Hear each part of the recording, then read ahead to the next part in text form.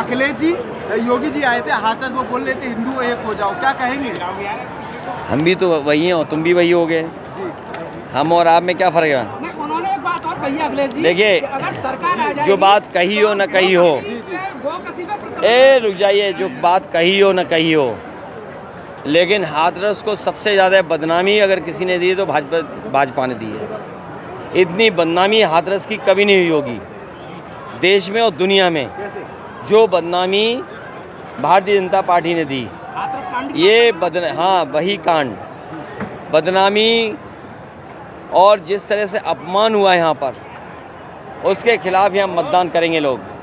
और सबसे बड़ा सवाल ये है कि किसानों की आय दोगुनी के बारे में क्यों नहीं सरकार कुछ बोल रही है। जिन नौजवानों को नौकरी देने की बात की थी, आज वो नौजवान बेरोजगार हैं। भारतीय जनता पार्टी ने 1/3 जीवन उनका बर्बाद कर दिया नौजवानों का। और जितनी भी परीक्षाएं थीं, सबके पेपर लीक हो गए। 60 लाख बच्चों का भविष्य अंधकार में डाल दिया।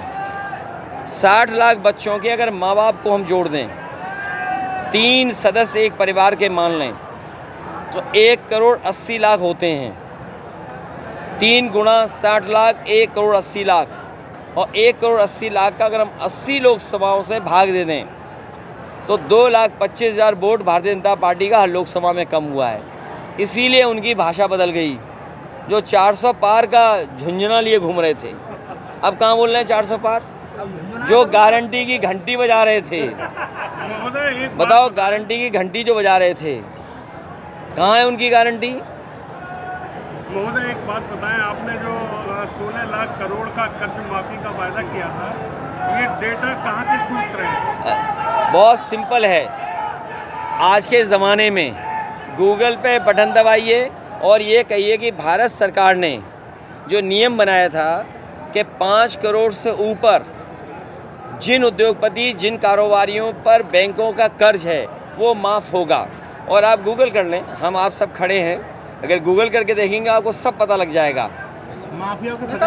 16 लाख करोड़, अगर ये 16 लाख करोड़ उद्योगपतियों का 10 साल में माफ़ कर सकते हैं, तो किसानों का कर्ज माफ़ करने में क्या दिक्कत है नहीं?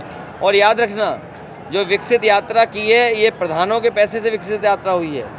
जिस दिन हमारा किसान खुशहाल हो जाएगा, उसी दिन भारत विकसित हो जाएगा। इससे पहले भी गठबंधन सरकार हुई थी, हत्याकांड हुआ था, उस परिवार के लिए अभी तक न्याय नहीं मिला है। मैं भरोसा दिलाता हूँ, योगी राम जी ने उनके लिए नौकरी के लिए, आवास के लिए कहा था, अभी तो लोगों को न्याय नहीं मिल पाया है। उसके बारे में क्या कहना चाहेंगे? योगी होकर के झूठ नहीं बोलना चाहिए। अगर कोई व्यक्ति योगी कहे अपने आप को, तो उसको सच ही बोलना चाहिए। तो न केवल एक परिवार, ऐसे बहुत सारे परिवार हैं। यहाँ कुशवाहा समाज के यहाँ हत्या हो गई 2-2, न दोषी पकड़े गए, अन्याय हो रहा वो अलग, झूठे मुकदमे लग गए वो अलग, और उन परिवार की मदद भी कोई सरकार ने की। इसलिए हमने आश्वासन दिया है कि उन परिवारों की मदद करने का काम समाजवादी लोग करेंगे।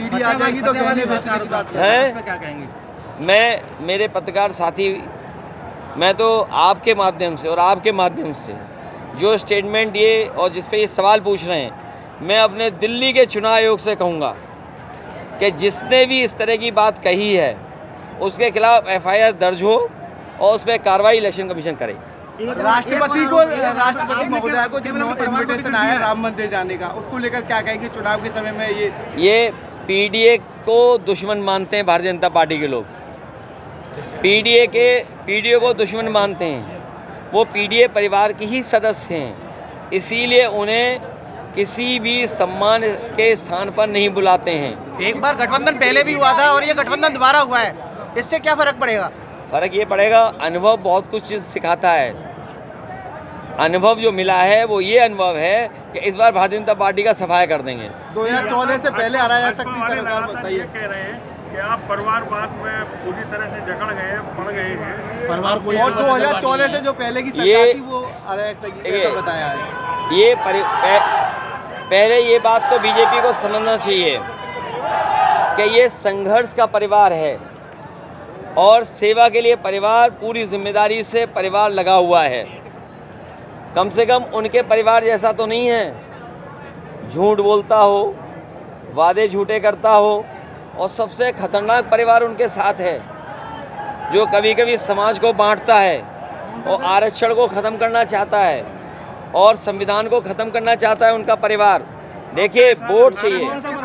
मैं किसी की तरफ, आप इतने बुजुर्ग समझदार पत्रकार साथी हो, सब जानते हो, जो लोग सबसे खतरनाक परिवार के संग चलते हों वो दूसरे परिवारों पे क्यों उंगली उठाएंगे। और मैं कहूँगा बीजेपी के लोगों से कि बीजेपी के लोग अगर ये बात समझते हैं और वो परिवार वालों के खिलाफ हैं तो जितने भी टिकट इन्होंने परिवार वालों को दिए सबके टिकट वापस ले लें और किसी परिवार वाले से वोट ना मांगें।